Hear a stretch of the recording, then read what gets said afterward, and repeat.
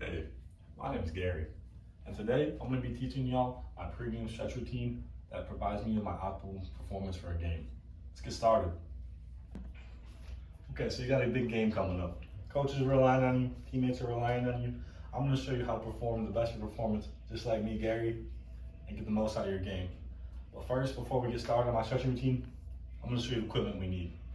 We're going to start with a yoga mat, so it's easier on your feet, and a band to get those little muscles loose in you.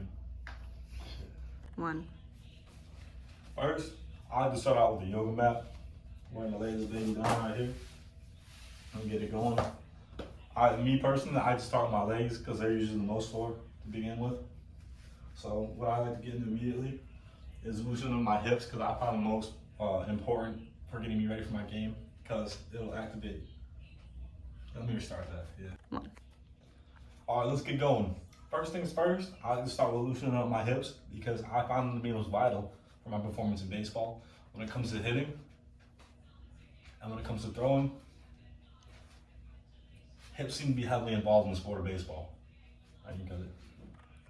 So my first stretch that I'm going to show y'all is going to be loosening of the hips. You're going to put your front leg to the side like this. I like to keep it about equal with my knee, equal distance to my knee, and in the center of my body. And then what we're gonna do is we're just gonna put our weight, lean towards the left a little more. If your left leg is out, right leg, if you're working on your right hip, and just apply pressure, loosening up your hip muscles on the side. And cut. Now we're gonna come back around and alternate legs. This is called the pigeon pose. It's personally my favorite because I seem to have tight hips before my games, and if I can get my hips loose, it optimizes performance and I get more power in my swing and more velocity in my throws. I hold this for about 10 seconds each leg, usually go through it about twice, and that gets my hips feeling nice and loose and ready to rock. Next, we're gonna work the groin area because I like to work with muscles that oppose each other. So after we're loosening up my hip flexors and getting them nice and ready, we're gonna move on to the groin area.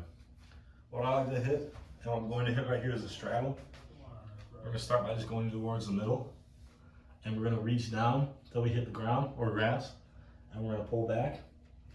And really focusing on tightening your groin area right here until you feel it loosen up. I like to pull until I hit a deep area and hold for about 10 seconds. And then after that, we're gonna go to each side, wrapping your hand around your back ankle and putting pressure on the groin area and holding that. I like to do the middle for 10 seconds and then each side twice for 10 seconds each. That's good. Next on the list to optimize your performance, I'm not sure the exact name of this, but it's one of my favorites. I like to get down and bend my legs on, keeping my toes in the ground and lunging forward with my hips and my front legs.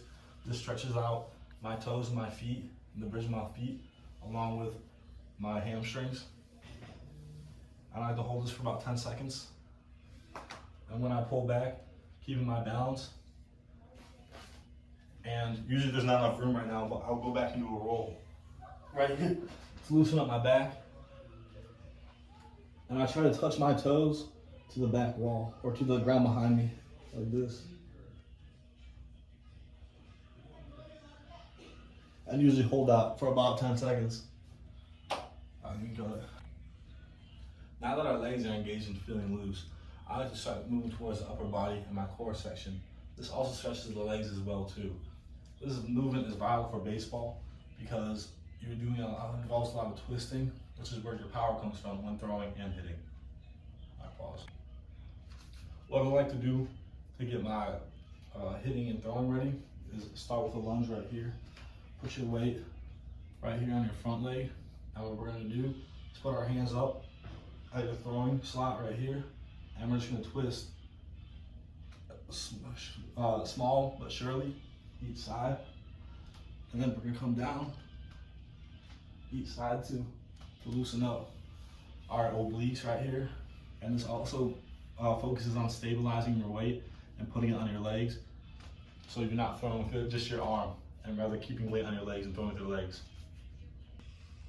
So after we hit each side, putting pressure on each leg, and rotate 3 times this way, 3 times this way, go back to this time 3 times, and 3 times, alternating legs. We're gonna move on to our next stretch.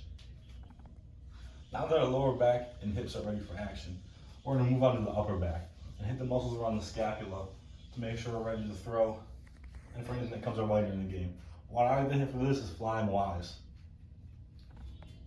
Now for the flying Y, we're gonna get down and lay on our stomach in a prone position, like so.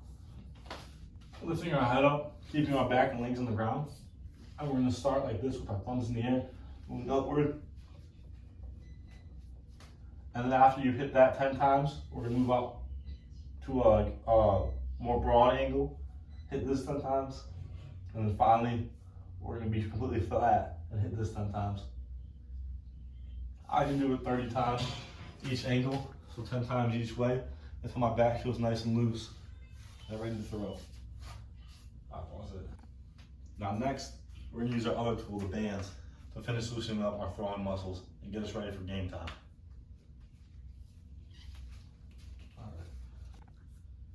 Starting with the band, we're gonna do external rotations right here, our thumbs out, pointing each direction, right and left. And we're just gonna hit a nice area to where we feel comfortable and not too much pressure. And we're just gonna pull out like this. Hit that till you feel comfortable and loose. And then we're gonna flip it around and work the other way.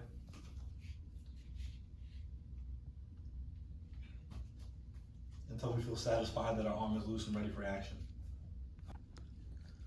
Now that our external rotators are loose, we're gonna move the band back above our head, right here. And we're gonna hit this about 10 times until our shoulder feels nice and loose and ready. Then once we're done and satisfied with that, I like to move the band back around my lower shoulder blades right here.